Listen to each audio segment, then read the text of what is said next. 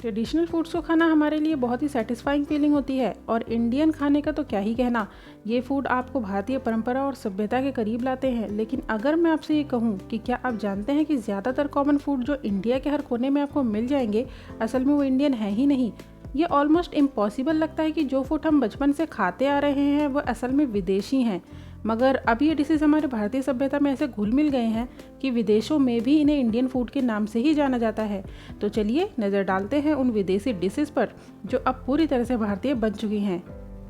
गुलाब जामुन, मेहमानों का स्वागत करना हो या शादी ब्याह, गुलाब जामुन हर जगह सबसे आगे रहता है।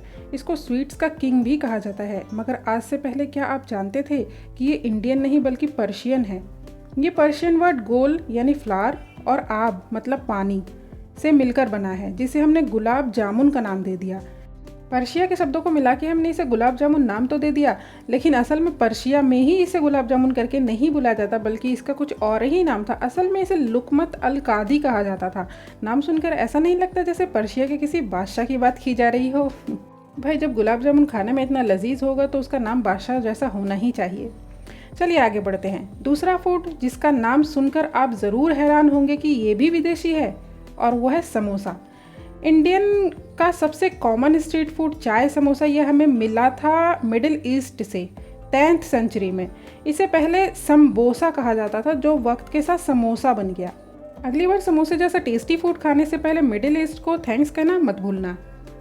चलिए बढ़ते हैं अपनी तीसरी डिश की तरफ, जो आप कश्मीर से लेकर कन्याकुमारी तक मिल जाएगी। वो है दाल भात या दाल चावल। क्यों पड़ गए ना हैरानी में? जी हाँ, हर भारतीय डाइनिंग टेबल की शोभा बढ़ाने वाला दाल चावल असल में नेपाल का खाना है। ये जानने के बाद हमें अपने पड़ोसी देशों को धन्यवाद करना ही चाहिए। क्यों, आपको क्या लगता है? कमेंट में ज़रूर बताइएगा। हर पंजाबी घर में बिना राजमा चावल के शायद ही कोई वीकेंड पूरा होता हो, बल्कि पंजाबी क्या पूरे इंडिया में ही राजमा को बहुत पसंद किया जाता है। मगर असल में राजमा एक इंडियन नहीं बल्कि विदेशी डिश है। राजमा हमें मिला था पुर्तगाल से, और इसको बनाने की विधि यानी पहले पानी में सोक करना और फिर बॉईल करना, ये विधि हमें मिली थी मैक्सिको से। और फिर हमने इसमें थोड़ा सा इंडियन वर्जन मिलाकर मसाले वाली थिक ग्रेवी तैयार की और आज तक वो चली आ रही है। अगर आप इंडियन हैं तो आपने राजमा चावल तो ज़रूर खाया होगा। भाई, मुझे तो राजमा चावल बहुत पसंद है, और आपको कमेंट में ज़रूर बताना। राजमा चावल की तरह ही हमारे लिस्ट की 5th डिश भी पंजाब से ही है, और ये पंजाब में बहुत ज़्यादा खाई जाती है और ऑल ओवर इंडिया भी। Chicken tikka masala, a popular Punjabi dish, लेकिन असल में ये डिश स्कॉटलैंड की है। और आपको ये जानकर और भी हैरानी होगी कि ये डिश बस एक इत्तेफाक से बनी थी, जब स्कॉटलैंड के एक रेस्तरां में एक कस्टमर ने विदाउट ग्रेवी वाला ड्राई चिकन खाने की इच्छा जताई थी, जिसे शेफ़ अली अहमद ने 1971 में तैयार किया था। वो डिश लोगों को इतनी पसंद आई कि वो आज इंडिया की घरेलू डिश बन चुकी है। छठे नंबर पर कोई खाने वाली नहीं बल्कि पीने वाली चीज़ है, जिसे आप अपना आलस भगाने के लिए बड़े चाव से पीते हैं।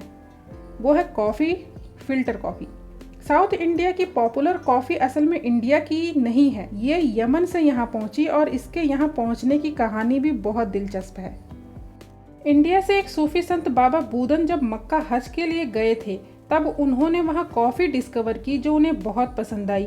और जब वो संत वापस इंडिया लौटे तो अपने साथ कॉफ़ी के 7 बीन्स लेकर आए। और भारत तो है ही ऐसा देश जहाँ हर तरह की मिट्टी व जलवायु पाई जाती है, इसीलिए यमन से लाई गई कॉफ़ी की खेती करना भी आसान हो गया, और इस तरह हमें मिली हमारी प्यारी कॉफ़ी। अगली डिश जो हमारी लिस्ट में है 7वें नंबर पर, और वो है नान। हर भारतीय की पसंद तंदूर से निकली गर्मा गर्म नान। ये भी एक पर्शियन डिश थी जो इंडिया में बनी पर्शियन कॉलोनीज़ में बनाई जाती थी। धीरे धीरे नान इंडियन किचन तक पहुंच गई, और हम आज बटर नान, गार्लिक नान, स्टफ्ड नान जैसी कितनी ही नान खाना पसंद करते हैं। चलिए अब बात करते हैं हमारी 8वीं डिश के बारे में, जो ऑलमोस्ट हर इंडियन को पसंद होगी ही। ये एक चावल से बनी डिश है जो कोलकाता के स्ट्रीट से लेकर लखनऊ के नवाबी लेन तक फेमस है। समझ चुके हैं आप? चलिए, अगर नहीं समझे तो मैं ज़्यादा सस्पेंस ना रखते हुए बता ही देती हूँ। वो है बिरयानी। जी, सही सुना आपने, आपकी फेवरेट बिरयानी, जो आपके पेट से लेकर आपकी आत्मा तक को सेटिस्फाइड कर देती है। मगर ये डिश भी इंडियन नहीं बल्कि पर्शियन है। इसे पर्शिया में बिरियन कहा जाता है। इसका मतलब होता है फ्राइड बिफोर कुकिंग।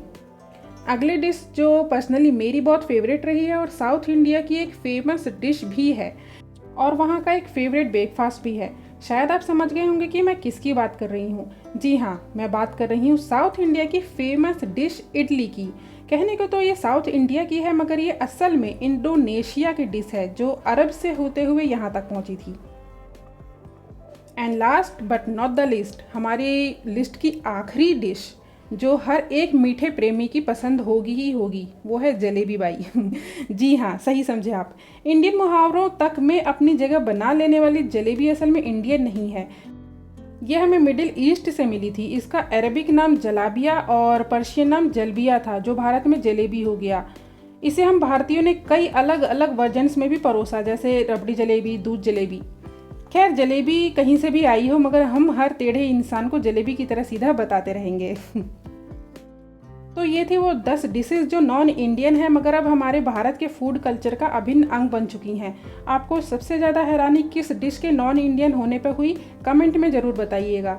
दोस्तों, हमारे वीडियो में ना ही नग्नता परोसी जाती है और ना ही ओछी कॉमेडी, मगर मैं आपसे वादा करती हूँ कि ऐसे ही अमेजिंग फैक्ट्स के साथ मैं आपके जीके में ज़रूर इजाफा करती रहूँगी।